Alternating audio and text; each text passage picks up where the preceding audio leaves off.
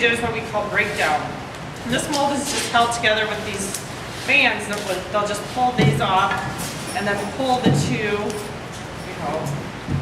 pieces apart.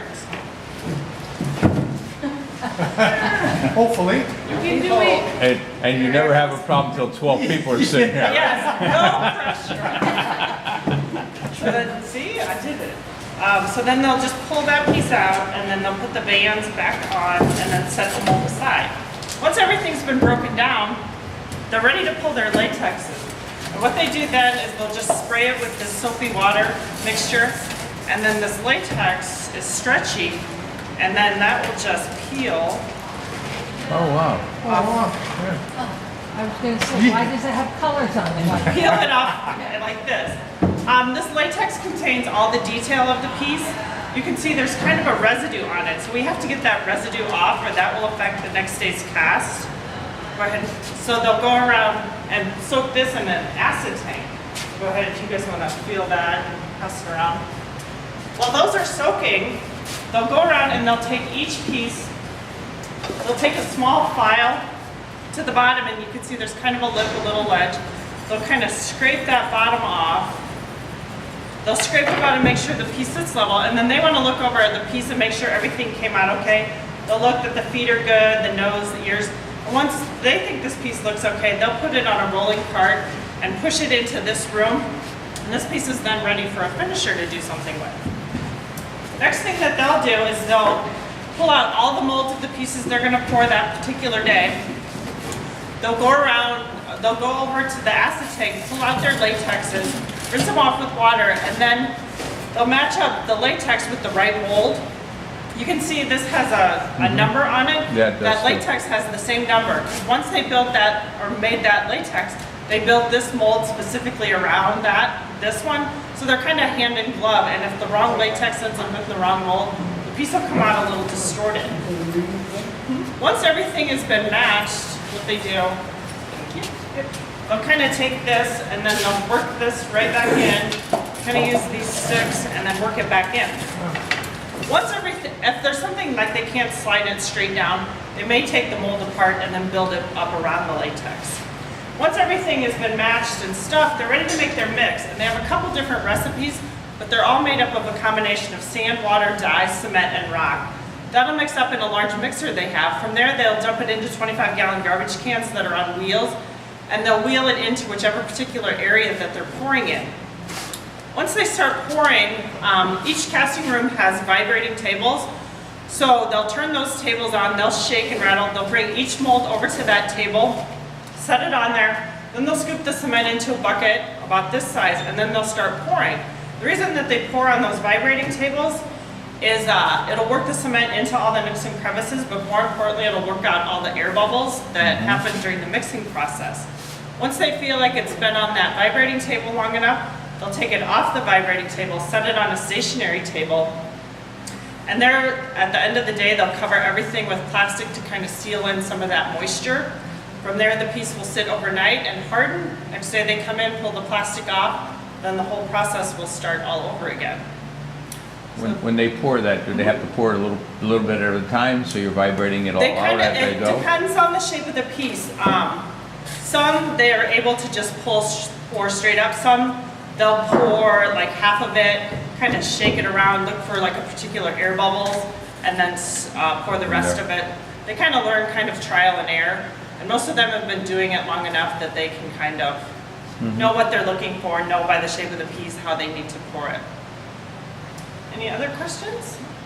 What percentage of failures do you have? Of mistakes and At stuff? that point, yes.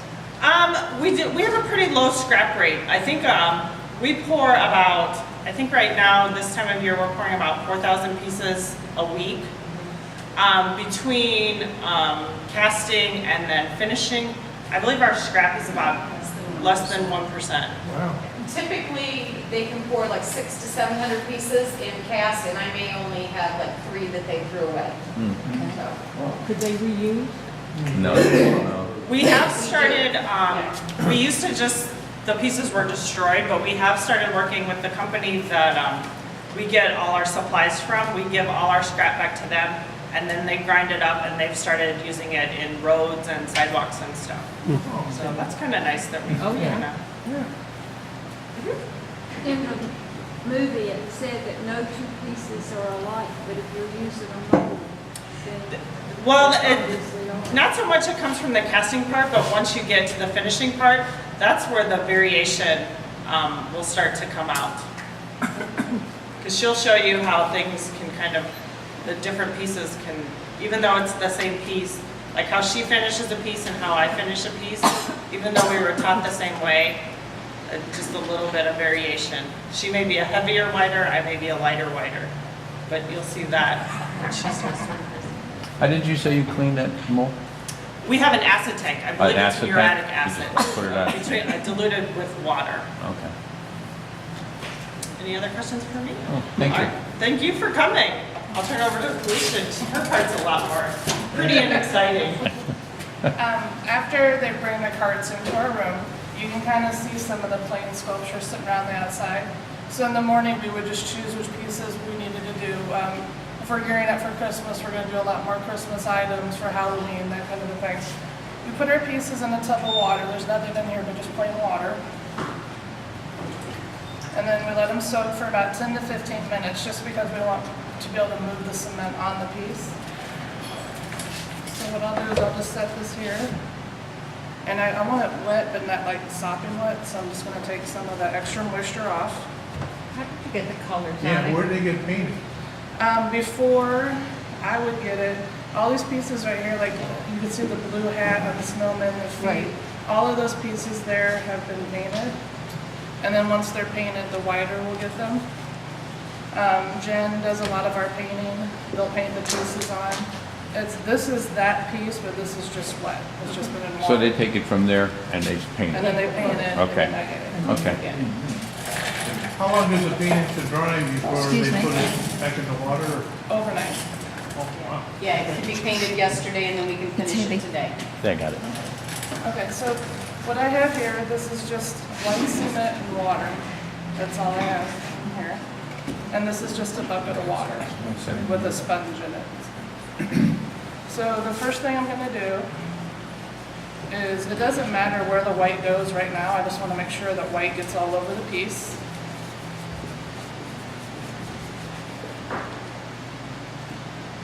And like Jen said, we all go through a 12-week training class, and then you're kind of let loose after that, and just kind of do how you think it should be finished.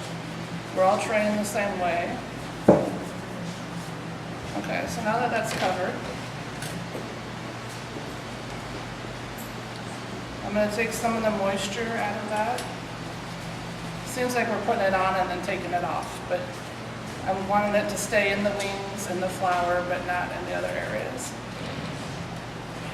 Okay, so I'm going to dry that on there. And then I'm going to take my sponge, and I'm going to kind of wipe off the excess while moving it into the flower, into the wings.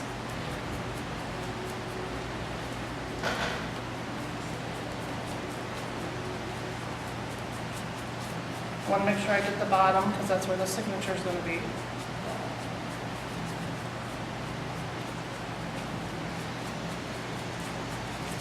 Is that to fill it in and make it more even, or? It's to move the white into these lines Into here, the groups, yeah. into the wings. Right.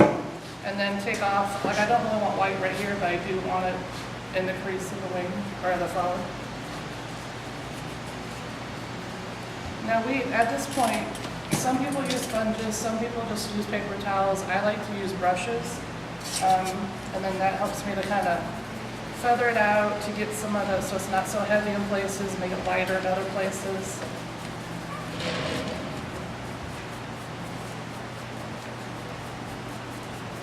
And once again, I'm just removing the excess, the stuff that I don't want. And you can see how dark that started out when she started working on it. You can see it's already a lighter gray color, so Yeah. it's drying even as she sits. We're gonna, So, she has about a 20-minute window to work on these. And then I'm going to take, this is just a dry sponge, and just kind of finish buffing it out. Making sure it's really dry. And I've removed lines, brush marks. You said you had a 12-week class for new people. Does that include each of the pieces so you know kind of what to do with each piece? Yeah, everybody gets trained on every piece. Oh, okay. And then from the little bitty ones that are about this big to like the ones that are like that big. So now that I think I've got, I'm gonna check it over. I don't see any holes. I don't see any sponge marks, brush marks, any of that kind of thing. The bottom is nice and clean. I'm gonna put my initials on the bottom. And that allows for a family or a friend to come in and buy my piece. Or it also allows for like my boss to say, you're leaving these lines really thick. We kind of like them a little bit lighter to keep more in the general style of what you do. So then it's kind of like a double check. Mm-hmm. And then I'll take that piece and I'll put it on a cart like these are here. And then at the end of the day, when they're dry, they'll go over to coating. And over in coating, they'll put the clear coat on them. And then they'll whiten up like this one is here. They'll get lighter as they progressively dry. When the clear coat goes on, does it improve, does it bring the color out? In Yes, it brings the color out, it brings the shine out. Yep, perfect segue, so. Are you done cooking? Yeah. And Chrissy will explain So coating. typically, a finisher in an 8 to 10 hour day is going to do anywhere from 60 to 120 pieces because it makes a big difference whether she's doing large pieces like this Right. angel or the little Yeah. hummingbirds. This is our new butterfly kisses. Now this one was cast in a black color. It gets the multicolors put on it, the eyes colored as well. Once it gets whited and it dries up, it's going to look something similar to this. It's going to dry up and be that powdery white. Once they clear coat it, it will look like this. So you can see it brightens up those colors. It adds some sheen and a layer of protection. It is not a true 100% waterproofer. If you purchase a vase or any of our planters, we do supply you with a liner for them. If you live in a cold climate, we recommend bringing your pieces in from outdoors in the fall when those evening temperatures start to get down into the 40s. Yep, there's one that's completely. So you can kind of see the metamorphosis here. Good segue, good segue. So, from beginning to end, so, okay? They are also responsible in the coating room for signing the Isabel Bloom logo on the bottom, as well as putting the copyright year on it. Since this piece was introduced into our product line this year in 2017, it will forever and always be written 2017. So 5 years from now, we're still going to put 2017 on this piece.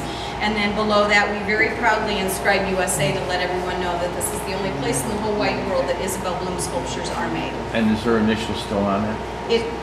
They're a little harder to see on black things, but they should be. Okay. Some of the smaller things, there's just not enough room for everything on there, but we try to put initials on them. Do That they must- fade? Cool. Pardon? Does the color fade if you put the notes on? You know, if it's out in a really direct sun, I would say like a California sun, Arizona sun, a Florida sun, you're going to see some fading. But, you know, those type of pieces, if you want them to remain pristine, I would recommend leaving them indoors. Some people like the weathered look, the aging look process, so that doesn't bother them. So if it is sometime in the future you would want to recoat your piece, I would recommend something like a Thompson's water-based Right. sealer, Sure. no oil-based. Oil is going to stain the concrete, but just a water-based product. Okay? You can put that on. Any other questions? Okay. Is that all that's coated on it? Yep, that is all that gets coated on it. Any of the larger sculptures do get coated twice because that just adds a little extra layer of protection for outdoors. All right, if you don't have any other questions, Thank you. free shipping Thank you. or the 10% discount.